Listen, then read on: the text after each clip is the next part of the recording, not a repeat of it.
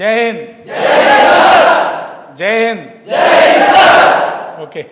ಕರ್ನಾಟಕದ ಎಲ್ಲ ಪಾಲಕರ ಆಶೀರ್ವಾದ ಹಾಗೂ ವಿದ್ಯಾರ್ಥಿಗಳ ಸಹಕಾರದಿಂದ ನಮ್ಮ ಸಂಸ್ಥೆ ಯಶಸ್ವಿಯಾಗಿ 18ನೇ ವರ್ಷದಲ್ಲಿ ಮುನ್ನಡೀತಾ ಇದೆ.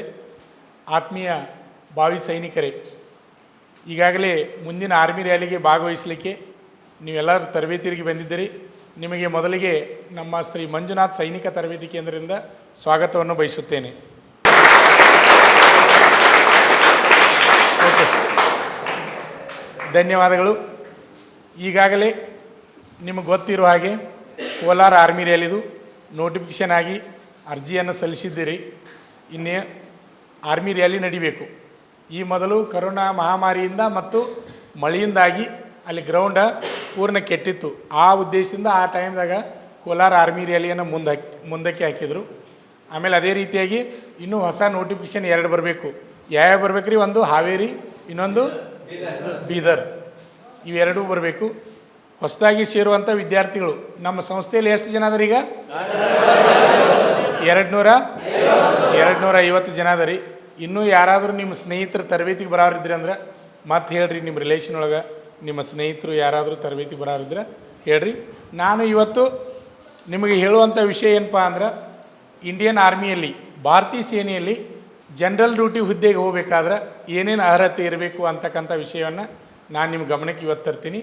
ಇಲ್ಲಿ ಮೊದಲಿಗೆ ಇಂಡಿಯನ್ ಆರ್ಮಿ ನಮ್ಮ ಭಾರತ ದೇಶದಲ್ಲಿ, ಅದರಲ್ಲಿ ಕರ್ನಾಟಕದಾಗ ಏನೈತಪ್ಪ ಅಂದ್ರೆ, ಭಾರತಾಂಬೆಯ ಸೇವೆಯನ್ನು ಮಾಡಬೇಕು ಅಂತಕ್ಕಂಥ ಪ್ರತಿಯೊಬ್ಬ ಯುವಕರು ಕನಸನ್ನು ಹೊತ್ತಿಕೊಂಡಿದ್ದಾರೆ.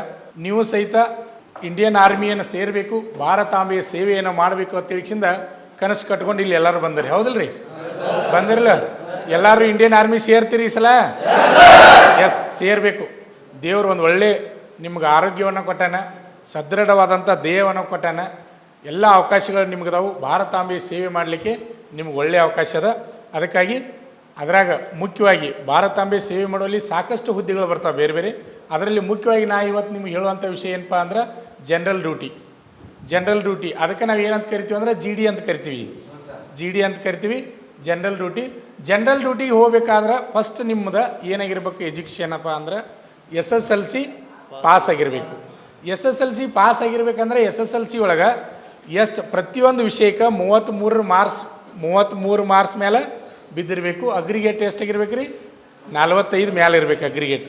ಅಂಥ ವಿದ್ಯಾರ್ಥಿಗಳು ನೀವು ಇಂಡಿಯನ್ ಆರ್ಮಿಯಲ್ಲಿ GD ಹುದ್ದೆಗೆ ಅರ್ಜಿಯನ್ನು ಸಲ್ಲಿಸ್ಬೋದು. ನೀವು SSLC ಮೇಲೆ ಅರ್ಜಿಯನ್ನು ಸಲ್ಲಿಸ್ಬೋದು. ನೆನಪಿಟ್ಕೋರಿ. ಈಗ ಉದಾಹರಣೆ ಎಲ್ಲಕ್ಕೂ 40, 50, 60 ಮಾರ್ಕ್ಸ್ ತೊಗೊಂಡ್ರಿ, ಒಂದೇ ವಿಷಯಕ್ಕೆ ನೀವು 30 ಮಾರ್ಕ್ಸ್ ತೊಗೊಂಡ್ರಿ ಅಂದ್ರೆ ಅಲ್ಲಿ ನೀವು ಇಂಡಿಯನ್ ಆರ್ಮಿ ಒಳಗೆ GD ಸೇರಲಿಕ್ಕೆ ಆಗೋದಿಲ್ಲ. ಯಾಕಂದ್ರೆ ಎಲ್ಲ ವಿಷಯಕ್ಕೆ 33 ಮೇಲೆ ಬಿದ್ದಿರಬೇಕು. ಅಗ್ರಿಗೇಟ 45 ಮೇಲೆ ಪರ್ಸೆಂಟೇಜ್ ಆದವರು GD ಹುದ್ದೆಗೆ ಅರ್ಜಿಯನ್ನು ನೀವು ಸಲ್ಲಿಸ್ಬೋದು. ಅದೇ ರೀತಿಯಾಗಿ ಇಲ್ಲಿ ವಯೋಮಿತಿ ಗೊತ್ತಿರ್ಬೇಕು ನಿಮ್ಗೆ. ವಯೋಮಿತಿ ಎಷ್ಟಿರ್ತೈತಪ್ಪ ಅಂದ್ರೆ, 17 ವರ್ಷ 6 ತಿಂಗಳಿಂದ 21 ವರ್ಷ ಒಳಗಡೆ ಇರ್ತಕ್ಕಂಥ ಅಭ್ಯರ್ಥಿಗಳು ಜನರಲ್ ಡ್ಯೂಟಿ ಹುದ್ದೆಗೆ ಅರ್ಜಿಯನ್ನು ಸಲ್ಲಿಸ್ಬೋದು. 17 ವರ್ಷ 6 ತಿಂಗಳಿಂದ 21 ವರ್ಷ ಒಳಗಡೆ ಇದ್ದಂಥ ಅಭ್ಯರ್ಥಿಗಳು ಜನರಲ್ ಡ್ಯೂಟಿ ಹುದ್ದೆಗೆ ನೀವು ಅರ್ಜಿಯನ್ನು ಸಲ್ಲಿಸ್ಬೋದು. ಆಮೇಲೆ ಜನರಲ್ ಡ್ಯೂಟಿ ಹುದ್ದೆಗೆ ಹೋಗ್ಬೇಕಾದ್ರೆ ನಿಮ್ಮ ಹೈಟ್ ಎಷ್ಟಿರಬೇಕಪ್ಪ ಅಂದ್ರೆ, 166 ಸೆಂಟಿಮೀಟರ್ಗಿಂತ ಹೆಚ್ಚಿಗೆ ಎತ್ತರವನ್ನು ಹೊಂದಿರಬೇಕು. 166 ಸೆಂಟಿಮೀಟರ್ಗಿಂತ ಹೆಚ್ಚಿಗೆ ಎತ್ತರವನ್ನು ಹೊಂದಿರಬೇಕು. ಅದೇ ರೀತಿಯಾಗಿ ನಿಮ್ಮ ತೂಕ ಎಷ್ಟಿರಬೇಕಪ್ಪ ಅಂದ್ರೆ 50 kgಕ್ಕಿಂತ ಮೇಲೆ ಇರಬೇಕು. ಆಮೇಲೆ ನಿಮ್ಮ ಹೈಟ್ ತಕ್ಕಂತೆ ವೇಟ್ ಇರಬೇಕು. ಕೆಲವೊಂದು ಜನ 166 ಸೆಂಟಿಮೀಟರ್ ಹೈಟ್ ಇರ್ತದೆ, ತೂಕ ನೋಡ್ರಿ 80-90 ತೂಕ ಇರ್ತದೆ. ಆ ರೀತಿ ಇದ್ರೆ ಬರೋಂಗಿಲ್ಲ. ನಿಮ್ಮ ಹೈಟ್ ತಕ್ಕಂತೆ ನಿಮ್ಮ ವೇಟ್ ಇರಬೇಕು. ಆಮೇಲೆ ಚೆಸ್ಟ್ ಬಗ್ಗೆ ನಿಮ್ಗೆ ಗೊತ್ತಿರಬೇಕು. ಇಲ್ಲಿ ಜನರಲ್ ಡ್ಯೂಟಿ ಹುದ್ದೆಗೆ ಹೋಗ್ಬೇಕಾದ್ರೆ ಚೆಸ್ಟ್ ಎದೆ ಅಳತೆ ಎಷ್ಟು ಇರಬೇಕಪ್ಪ ಅಂದ್ರೆ, 77 ಸೆಂಟಿಮೀಟರ್ದಿಂದ ನಾವು ವಿಸ್ತರಿಸಿದಾಗ ಏಟಾಗಬೇಕು ರೀ? 82 ಸೆಂಟಿಮೀಟರ್ ಆಗಬೇಕು. ಈಗ ಉದಾಹರಣೆ ನಿಮ್ದು 80 ಸೆಂಟಿಮೀಟರ್ ಐತಿ ನಾರ್ಮಲ್ ಆಗಿ. 80 ಸೆಂಟಿಮೀಟರ್ ಇದ್ದಾಗ ನೀವು ವಿಸ್ತರಿಸಿದಾಗ ಎದೆಯನ್ನು ಉಬ್ಬಿಸಿದಾಗ ಎಷ್ಟು ಬರ್ಬೇಕು ರೀ? 85. ನಿಮ್ದು ಎಷ್ಟು ಇರ್ತೈತಿ? 80ರಿಂದ 85, 81ರಿಂದ 86, 82 ಇರ್ತಾರೆ, 82ರಿಂದ 87. ಚೆಸ್ಟ್ 5 ಸೆಂಟಿಮೀಟ್ರ್ ನಿಮ್ಮದು ವಿಸ್ತರಿಸಿದಾಗ ಬರಬೇಕು. ಇದು ಎದೆಯ ಸುತ್ತಳತೆ. ಆಮೇಲೆ ಹೈಟ್ ಆಯಿತು, ವೇಟ್ ಆಯಿತು. ನೆಕ್ಸ್ಟ್ ಏನಪ್ಪ ಅಂದ್ರೆ, ನೀವು ನೋಟಿಫಿಕೇಷನ್ ಇಂಡಿಯನ್ ಆರ್ಮಿಗೆ ಅರ್ಜಿ ಕರೆದಾಗ, ಇನ್ನೇನು ಈಗಾಗಲೇ ಕೋಲಾರ ಆರ್ಮಿ ರ್ಯಾಲಿದು ಅರ್ಜಿಯನ್ನು ಕರೆದಾರ, ರ್ಯಾಲಿ ನಡಿಬೇಕು. ಅದೇ ರೀತಿಯಾಗಿ ಮುಂದೆ ಹಾವೇರಿ ಮತ್ತು ಬೀದರ್ ಆರ್ಮಿ ರ್ಯಾಲಿಗೆ ಇನ್ನೇನು ಕೆಲವೇ ದಿನಗಳಲ್ಲಿ ನೋಟಿಫಿಕೇಷನ್ ಬರ್ತದೆ. ನೋಟಿಫಿಕೇಷನ್ ಬಂದಾಗ ನೀವು ಕರೆಕ್ಟಾಗಿ ಅರ್ಜಿ ಹಾಕುವಾಗ ಎಚ್ಚರದಿಂದ ಅರ್ಜಿ ಹಾಕ್ಬೇಕು. ಗೊತ್ತಿರಲಿ ನಿಮಗೆ ಯಾಕೆ ಎಚ್ಚರದಿಂದ ಹಾಕ್ಬೇಕಪ್ಪ ಅಂದ್ರೆ ಅವ್ರಿಗೆ ಆನ್ಲೈನ್ ಸೆಂಟರ್ ಕಂಪ್ಯೂಟರ್ ಹಾಕೋರಿಗೆ ನೀವು ಏನು ಹೇಳ್ತೀರಿ ಅದನ್ನ ಅರ್ಜಿ ಹಾಕ್ತಾರೆ ಅವ್ರು. ಈಗ ಉದಾಹರಣೆ ನಿಮ್ಮ ವಯಸ್ಸು 21 ವಯಸ್ಸು ಒಳಗಡೆ ರೀ, ಆಮೇಲೆ SSLC ಪರ್ಸೆಂಟೇಜು ಅಗ್ರಿಗೇಟ್ 45 ಮೇಲೆ ಐತಿ, ಎಲ್ಲ ವಿಷಯಕ್ಕೂ 33 ಮೇಲೆ ತೊಗೊಂಡ್ರಿ. ಅಂಥ ವಿದ್ಯಾರ್ಥಿಗಳು ನೀವು ಆನ್ಲೈನ್ ಅರ್ಜಿಯನ್ನು ಹಾಕಕ್ಕೆ ಹೋದಾಗ ಅಲ್ಲಿ ಸಮಸ್ಯೆ ಏನಕ್ಕ ಅನ್ನೋದು ನಿಮ್ಗೆ ಗೊತ್ತಿರಲಿ. ಏನು ಸಮಸ್ಯೆ ಆಕೈತಪ್ಪ ಅಂದ್ರೆ ಅಲ್ಲಿ ನೀವು GD ಹುದ್ದೆ ಹಾಕಬೇಕು, ಟ್ರೇಡ್ಮನ್ ಹುದ್ದೆ ಹಾಕಬೇಕು, ಮೊದಲ ನಿರ್ಧಾರ ಮಾಡಿಕೊಂಡು ಅಲ್ಲಿ ಹೋಗ್ಬೇಕು. ಹೋದಾಗ 21 ವಯಸ್ಸು ಒಳಗಿತ್ತಪ್ಪ ಅಂದ್ರೆ ನೀವು GD ಹುದ್ದೆಗೆ ಹಾಕ್ರಿ. ಯಾಕಂದರೆ GD ಹುದ್ದೆ ಒಳಗೆ ವೇಕೆನ್ಸಿಗಳು ಸಾಕಷ್ಟು ಖಾಲಿ ಇರ್ತಾವೆ GD ಒಳಗೆ. ಅದಕ್ಕೆ GD ಹುದ್ದೆಗೆ ಹಾಕ್ಬೇಕಾದ್ರೆ ಅವ್ರಿಗೆ ಕರೆಕ್ಟಾಗಿ ಹೇಳಬೇಕು. ನೀವು ಎಲ್ಲ ಫಾರ್ಮ್ ಎಲ್ಲ ಕರೆಕ್ಟಾಗಿ ತುಂಬಿ GD ಹಾಕೋ ಬದಲು ಟ್ರೇಡ್ಮನ್ ಹಾಕಿರಿಪ್ಪ ಅಂದ್ರೆ ಹೊಳ್ಳಿ ನಿಮ್ಗೆ GD ಅಂತ ತಿಳಿಸಿದ ಅರ್ಜಿ ಹಾಕಕ್ಕೆ ಬರೋದಿಲ್ಲ. ಅದರ ಸಲುವಾಗಿ ಭಾಳ ಎಚ್ಚರಿಕೆಯಿಂದ ಅರ್ಜಿಯನ್ನು ಹಾಕಬೇಕು. ಅರ್ಜಿ ಹಾಕಿದ ಮೇಲೆ ಏನಾಗ್ತದಪ್ಪ ಅಂದ್ರೆ ನಿಮ್ಗೆ ಆರ್ಮಿ ರ್ಯಾಲಿ ಡೇಟ್ ಫಿಕ್ಸ್ ಆಗ್ತದೆ. ಡೇಟ್ ಫಿಕ್ಸ್ ಆದಮೇಲೆ ನಿಮ್ಗೆ ಹಾಲ್ ಟಿಕೆಟ್ ಬರ್ತದೆ. ಹಾಲ್ ಟಿಕೆಟ್ ಬಂದಮೇಲೆ ನೀವು ಆರ್ಮಿ ರ್ಯಾಲಿಗೆ ಹೋಗ್ತೀರಿ.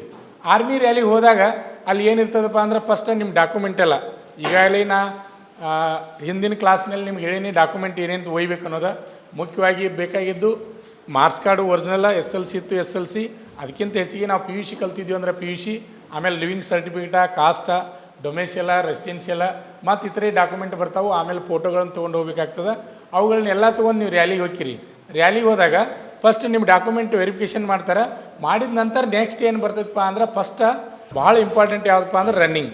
ಆರ್ಮಿ ಒಳಗೆ ಇಂಪಾರ್ಟೆಂಟ್ ಸಿಲೆಕ್ಷನ್ಗೆ ನಿಮ್ಮದು ರನ್ನಿಂಗ ನೀವು ಯಾವುದೇ ಆರ್ಮಿ ರ್ಯಾಲಿ ನೀಡಲಿ ಆ ಗ್ರೌಂಡ್ ಎಷ್ಟು ಇರ್ತೈತೆ ಅಂದ್ರೆ 400 ಮೀಟರ್ ಟ್ರ್ಯಾಕ್ ಇರುವಂಥ ಗ್ರೌಂಡ್ ಇರ್ತದೆ. 400 ಮೀಟರ್ ಟ್ರ್ಯಾಕ್ ಇರುವಂಥ ಗ್ರೌಂಡ್ದಲ್ಲಿ ನೀವು 4 ರೌಂಡ್ ರನ್ನಿಂಗ್ ಮಾಡಬೇಕಾಗ್ತದೆ. 4 ರೌಂಡ್ ರನ್ನಿಂಗ್ ಮಾಡಿರಿ ಅಂದ್ರೆ 1600 ಮೀಟರ್ ಆಗ್ತದೆ. 1600 ಮೀಟರ್ ಓಟವನ್ನು 5 ನಿಮಿಷ 30 ಸೆಕೆಂಡ್ ಒಳಗಡೆ ನೀವು ಓಡಬೇಕು. 5 ನಿಮಿಷ 30 ಸೆಕೆಂಡ್ ಒಳಗೆ ನೀವು ರನ್ನಿಂಗನ್ನು ಮಾಡಿದ್ದೇ ಆದರೆ ನೀವು ಎಕ್ಸಲೆಂಟ್ ಅಂತ ಹಾಕಿರಿ. ಅಲ್ಲಿ 60 ಮಾರ್ಕ್ಸ್ ಇರ್ತಾವೆ ರನ್ನಿಂಗ್ಗೆ. 60ಕ್ಕೆ 60 ಮಾರ್ಕ್ಸನ್ನು ನೀವು ತೆಗಿಬೋದು. ಅದೇ ರೀತಿಯಾಗಿ 5:30ರಿಂದ 5:45 ಓಡಿರಿಪ್ಪ ಅಂದ್ರೆ ಅಲ್ಲಿ ಸೆಕೆಂಡ್ ಗ್ರೂಪ್ ಅಂತ ಮಾಡ್ತಾರೆ. 5:30ರಿಂದ 5:45 ಒಳಗೆ ನೀವು ಓಡಿರಿ ಅಂದ್ರೆ ಸೆಕೆಂಡ್ ಗ್ರೂಪ್ ಅಂತ ಮಾಡ್ತಾರೆ. ಅವಾಗ ಏನಪ್ಪ ಅಂದ್ರೆ ಸೆಕೆಂಡ್ ಗ್ರೂಪ್ನಲ್ಲಿ ನೀವು ಸಿಲೆಕ್ಟ್ ಆಗ್ತೀರಿ. ನೆಕ್ಸ್ಟ್ ಅದಾದ ನಂತರ ನೆಕ್ಸ್ಟ್ ಬರೋದು ಯಾವುದಪ್ಪ ಅಂದ್ರೆ ಅಲ್ಲಿ ಪ್ಲಬ್ಸ್ 10 ತೆಗೆದ್ರೆ ಎಕ್ಸಲೆಂಟ್ ರೀ. 10 ತೆಗೆದ್ರೆ 40 ಮಾರ್ಕ್ಸ್ ಇರ್ತದೆ. ಅಲ್ಲಿ ರನ್ನಿಂಗ್ 60 ಪ್ಲಸ್ ಇದು 40 100 ಮಾರ್ಕ್ಸ್ ಆಗ್ತದೆ ಫಿಸಿಕಲ್ದು. 10 ನೀವು ಪ್ಲಬ್ಸ್ ತೆಗೆದ್ರಿ ಅಂದರೆ 40 ಮಾರ್ಕ್ಸು. ಆಮೇಲೆ 9, 8, 7, 6 ಪಾಸಿಂಗ್ ಎಷ್ಟೈತಪ್ಪ ಅಂದ್ರೆ 6 ಅದ. ಅದಕ್ಕೆ ನೀವು ಪ್ರಾಕ್ಟೀಸ್ ಮಾಡುವಾಗ ಹೆಂಗಿರ್ಬೇಕಪ್ಪ ಅಂದ್ರೆ ಸಾಧ್ಯ ಆದಷ್ಟು ಎಲ್ಲರೂ ಎಕ್ಸಲೆಂಟ್ ಹೊಡೆಯೋಕ್ಕೆ ಪ್ರಯತ್ನ ಮಾಡಬೇಕು. 10ಕ್ಕೆ 10 ನೀವು ಪ್ಲಬ್ಸನ್ನು ತೆಗಿಬೇಕು. ಇದಾದಮೇಲೆ ಬರೋದು ಏನಪ್ಪ ಅಂದ್ರೆ ಜಿಗ್ಜಾಗ್ ನಡಿಗೆ ಬರ್ತದೆ. ಜಿಗ್ಜಾಗ್ ನಡಿಗೆ ಅಂದರೆ ಏನಿರ್ತೈತಿ ಅಂಕು ಡೊಂಕಾದ ನಡಿಗೆ ಅಂತೀವಿ ನಾವು. ಜಿಗ್ಜಾಗ್ ನಡಿಗೆ ಅಂದರೆ ಅಂಕು ಡೊಂಕಾದ ನಡಿಗೆ.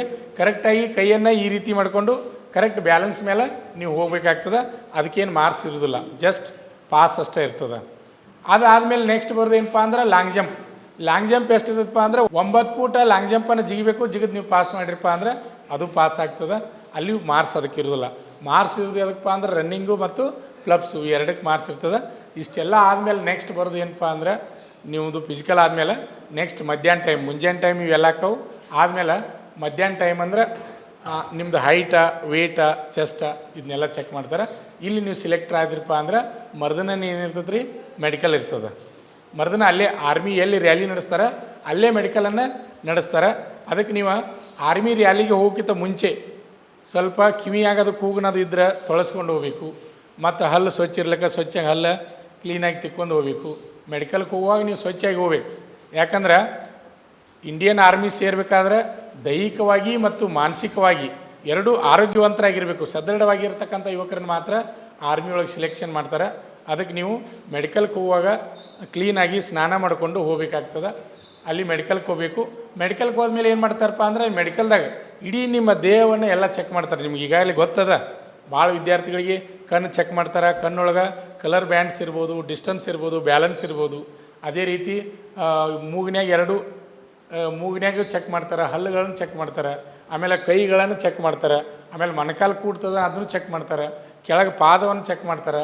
ಅಷ್ಟೇ ಅಲ್ಲದೆ ಮೆಡಿಕಲ್ದೊಳಗೆ ಇನ್ನೊಂದು ಏನಪ್ಪ ಅಂದ್ರೆ ಯಾವ ಡಿಪಾರ್ಟ್ಮೆಂಟ್ದಾಗ ಇಲ್ಲರಿ ಆರ್ಮಿ ಒಳಗೆ ಪೂರ್ತಿ ನೆಕೆಡ್ಡಾಗಿ ಪೂರ್ತಿ ಎಲ್ಲ ಚೆಕ್ ಮಾಡ್ತಾರೆ. ನಿಮ್ಗೆ ಗೊತ್ತಿರಲಿ ಎಲ್ಲರಿಗೂ ಎಲ್ಲ ಚೆಕ್ ಮಾಡ್ತಾರೆ.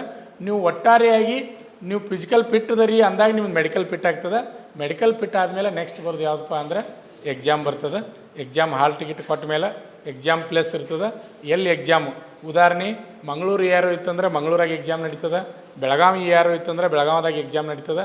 ಅದೇ ರೀತಿಯಾಗಿ ಬೆಂಗಳೂರು ಯಾರು ಇದ್ದರೆ ಬೆಂಗಳೂರಾಗ ಎಕ್ಸಾಮ್ ನಡೀತದೆ. ಈ ರೀತಿಯಾಗಿ ಆರ್ಮಿ ನೀವು GD ಆಗಬೇಕಾದ್ರೆ ಈ ರೀತಿ ಎಲ್ಲ ಇರ್ತಾವೆ. ಅಲ್ಲಿ ಫೈನಲಾಗಿ ಏನು ಮಾಡ್ತಾರಪ್ಪ ಅಂದ್ರೆ ನಿಮ್ಮ ಮೆರಿಟ್ ಆಧಾರ ಮೇಲೆ ಸಿಲೆಕ್ಷನ್ ಮಾಡ್ತಾರೆ. ಈ ಸಲ ಎಲ್ಲರೂ ಆರ್ಮಿ GD ಸಿಲೆಕ್ಷನ್ ಹಾಕಿರಿ? ಎಸ್, ಆಗಬೇಕು, ಎಲ್ಲರೂ ಆಗಬೇಕು. 250 ವಿದ್ಯಾರ್ಥಿಗಳು ನಮ್ಮ ತರಬೇತಿ ಕೇಂದ್ರಕ್ಕೆ ಬಂದರಿ. ಇನ್ನೂ ಯಾರಾದರೂ ನಿಮ್ಮ ಸ್ನೇಹಿತರು, ನಿಮ್ಮ ಸಂಬಂಧಿಕರು ಯಾರಾದರೂ ಇದ್ರಂದ್ರೆ ತರಬೇತಿಗೆ ಬರೋಕೆ ಹೇಳ್ರಿ. ನಿಮಗೆಲ್ಲ ಇಷ್ಟ ಆಗೈತಲ್ಲ ನಮ್ಮ ಕೋಚಿಂಗ್ ಸೆಂಟ್ರ? ಹಾಂ, ಓಕೆ, ಧನ್ಯವಾದಗಳು.